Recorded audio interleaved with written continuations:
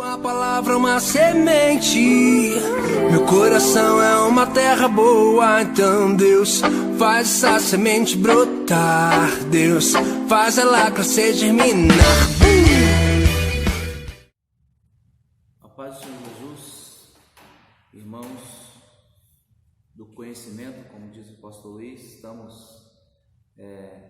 mais uma vez aí de volta para hoje falarmos sobre Obadias, que é a lição do nosso próximo domingo. Obadias, mensageiro para um povo estranho. Bem, vamos falar sobre o profeta Obadias e também a nação a qual se destinou a profecia de Obadias. Texto bíblico básico está lá em Obadias, no capítulo 1, versículo 1, 3, 7, 10, versículo 12 ao 15. Bem, nós vamos fazer essa leitura para nos situarmos e aí a gente vai discorrendo sobre o assunto.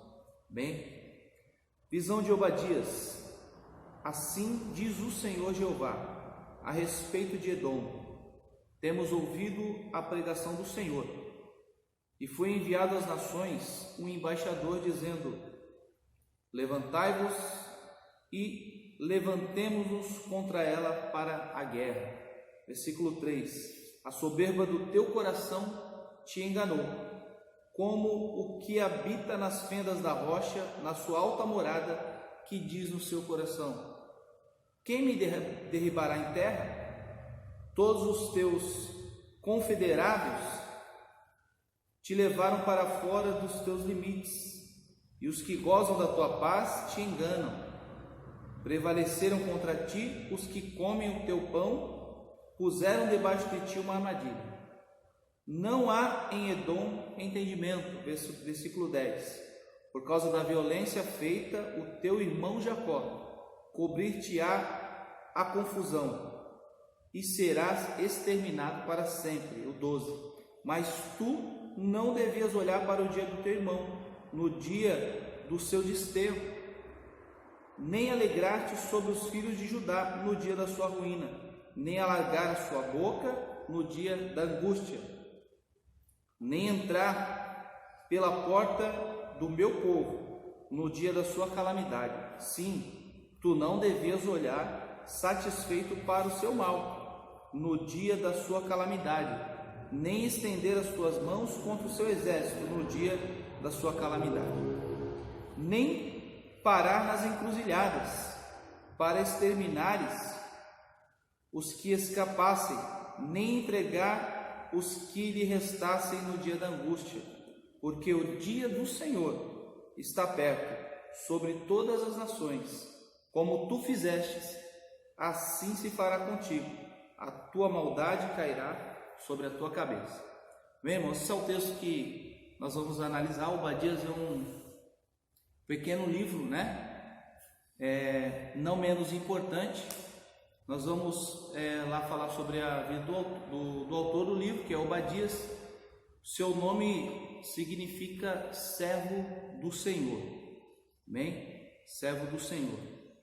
E vamos aqui o textual. Obadias 1, 21 diz: e levantar-se-ão salvadores no monte Sião, para julgarem a montanha de Esaú, e o reino será do Senhor.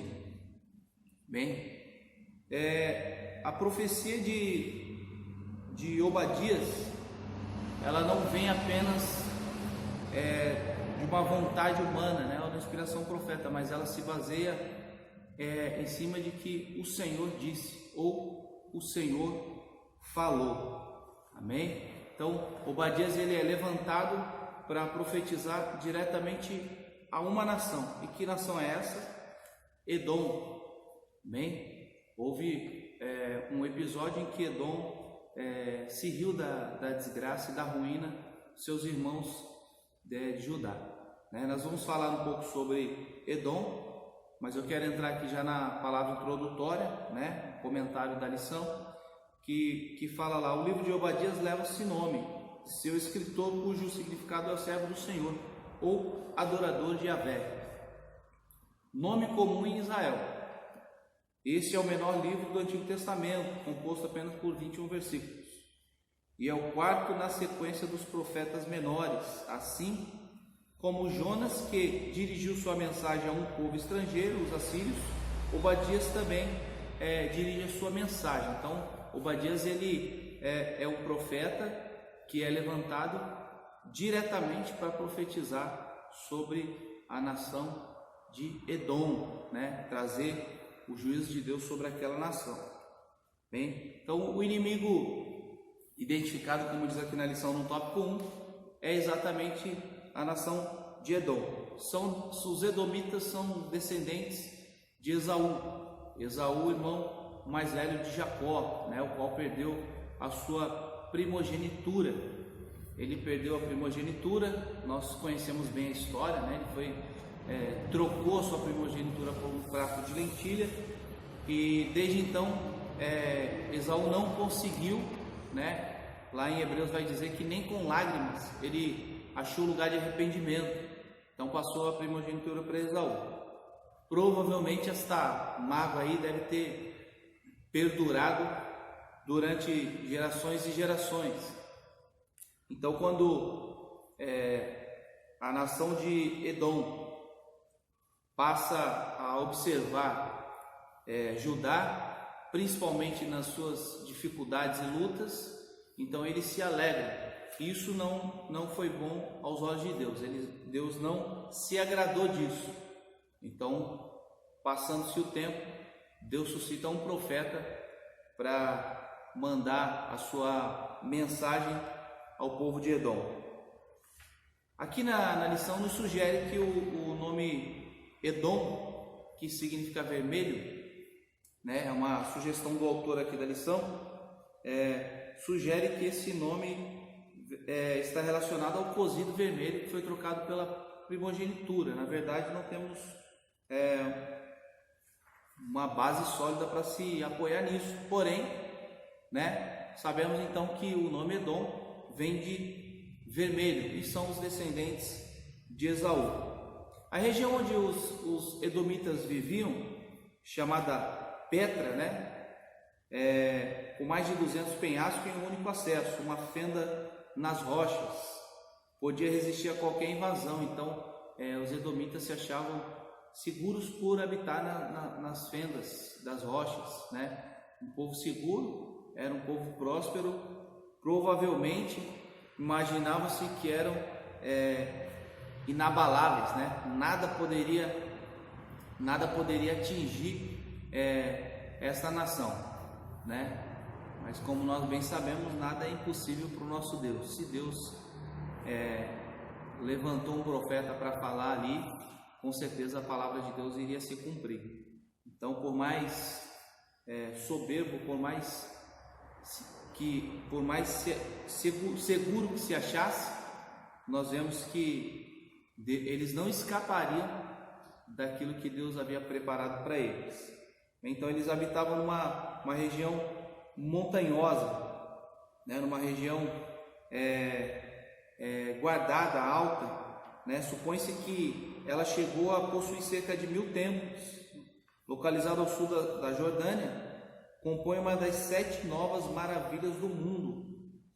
Então são lá as maravilhas, né? Essas 7 maravilhas de lá: a Grande Muralha da China, Cristo Redentor no Rio de Janeiro, Machu Picchu no Peru, Chichén Itzá no México, o Coliseu em Roma, o Taj Mahal na Índia e Petra, que é exatamente uma localidade sem vida, que é exatamente onde habitavam os edomitas. Amém? Então, como nós sabemos, os edomitas são parentes dos judeus, do povo hebreu, e principalmente eles, né, na verdade deveriam ser a última nação a se alegrar com a ruína de Israel, né? Era um povo dado ao comércio, era um povo de guerra. Então aqui na lição nós vamos ter várias referências de que Edom se uniu para a guerra. Então era um povo que respirava a guerra, né? Edom era um povo que gostava de viver em batalha. Então a gente vai observar que a índole deste povo era de um povo de guerra, que vivia em batalhas, né? De repente, mesmo quando não tinha-se um motivo, se batalhava. Amém? Apesar de se acharem extremamente inteligentes, o Senhor ironizou a respeito da sua vã sabedoria. Então, lá em Obadias 1, verso 7 e 8, versículo 7 e 8, lá diz: e não acontecerá naquele dia, diz o Senhor, que farei perecer aos sábios de Edom e o entendimento na montanha de Esaú. Então veja que por mais que eles se achassem poderosos, Deus estava até ironizando essa sabedoria, porque Deus já tinha determinado um juízo contra eles. Bem, o episódio lá no 2.1 vai falar que eles zombaram dos judeus, né? 2.1: quando o inimigo derrubou os portões de Jerusalém e entrou na cidade, provavelmente a Babilônia, né? E tirou todas as coisas de valor, os edomitas não se importaram com isso. Então a gente vê que eles se alegraram ou não vieram em socorro dos seus irmãos. Isso não agradou ao Senhor, isso não agradou aos olhos de Deus, né? Eles recusaram o pedido de Moisés. Quando o povo peregrinava no deserto, Moisés fez o pedido para que eles passassem pelo território, que foi negado. Então a gente vê que havia uma mágoa, né? Um sentimento ruim entre Edom e Judá, o próprio povo de Israel, que os impedia que eles vivessem como irmãos ou se ajudassem em batalha. Então nós vemos que havia uma dificuldade grande no relacionamento, que Deus chegou um exato momento que Deus resolveu intervir. Então Deus vai lá e intervém através do seu profeta. O dia da justiça, então, 2.3, Obadias profetizou uma invasão a Edom. Então os vaticínios e acerca do que os edomitas sofreriam eram duros. Eles seriam saqueados, como o próprio versículo 6 e 7 diz, pelas pessoas que fizeram aliança. Então, da mesma forma que eles deveriam ser um povo confiável, ser um povo amigável a Israel, a Judá, e não foram, né, de um povo que se esperava, a Bíblia vai dizendo que eles também serão traídos pelos seus próprios amigos, serão saqueados e invadidos por aqueles que eles confiam, pelos povos que eles mesmos tinham aliança. Então parece que serão pagos aí na mesma moeda, né? Traíram e aí no final também serão traídos. Deus levanta um juízo aí contra eles. Tem um dado aqui importante, né? Que fala lá que Edom prosperou e Judá ficou derrotada, e a ordem moral do mundo parecia ter sido derrubada pelas forças inimigas. Então, embora Deus estava com Judá, parecia que o inimigo prosperava, no caso de Edom, e Judá continuava em dificuldades. Mas o profeta Obadias foi suscitado com uma mensagem sobre a justiça soberana de Deus. Isso é um dado muito importante. Que Deus ele está a par de tudo e a sua justiça será feita. Então, por mais tempo que pareça que demore, por mais que pareça que o ímpio prospere, Deus sempre vai entrar e fazer justiça a seus filhos. A justiça soberana de Deus com o intuito de fortalecer a fé enfraquecida do seu povo. É o propósito justo de Deus, não o desejo mau dos homens que determina a história. Amém? Então, embora os homens sejam maus e as dificuldades sejam muitas, sempre que vai prosperar é a justiça de Deus. E aí a gente vai ver também a queda dos filhos de Esaú, né? Como se dá a queda, né? Quando os edomitas incentivaram os babilônios a destruir Jerusalém, né? O povo judeu, ao lamentar seu desterro pelos babilônios, lembrava-se do ressentimento que guardava em relação aos filhos de Esaú, os edomitas. que zombavam de Judá quando os babilônios invadiam Jerusalém. Embora Deus impedisse Jerusalém de ter qualquer tipo de ressentimento ou de briga contra Edom, Deus não queria que houvesse isso. A mesma coisa não acontecia para o lado dos edomitas. Então, qualquer oportunidade, ou observando-se que os filhos de Israel estavam em apuros, eles não só incentivavam o inimigo, mas como também os ajudavam no saque, a ser saqueados.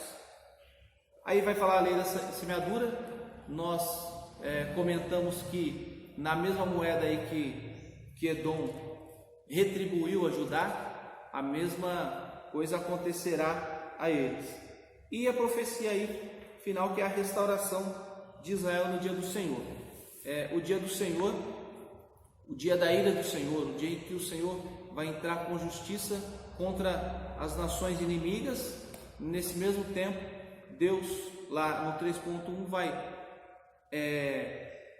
abençoar Sião, depois a restituição das terras, e vai falar sobre previsões futuras ou profecias futuras aí de Obadias, Os profetas pronunciaram juízo escatológico, isto é, juízo que acontecerá no futuro, no tempo da restauração de Israel. Todas as nações que intentarem mal contra Deus e os seus servos receberam a devida paga. Naquele tempo, o dia do Senhor, Obadias 1,15, os inimigos do reino de Deus serão massacrados. Enquanto isso, o Eterno se estabelecerá como rei. Então, o Senhor entrando com juízo aí contra as nações inimigas, não só do Senhor, mas contra Israel e Judá, trazendo também a bênção e a estabilidade sobre o povo de Israel.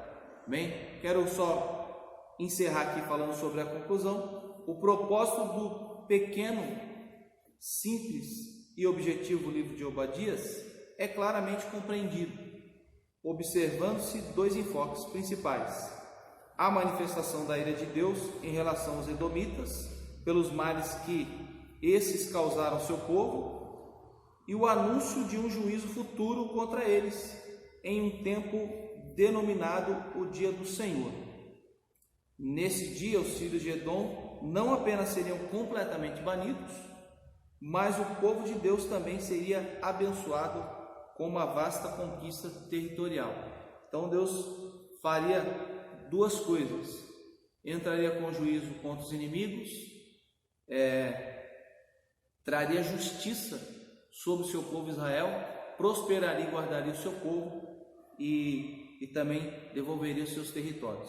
Então o livro de Obadias, ele basicamente vai se ater nesse fato, nesse acontecimento, nessa profecia, Como nós já vemos na lição, não temos muita referência do próprio Obadias, mas as suas profecias aí, que foram inspiradas e tiveram as suas revelações aí confirmadas pelos acontecimentos posteriores, continua sendo um livro muito importante, interessante aí para as nossas vidas. Amém?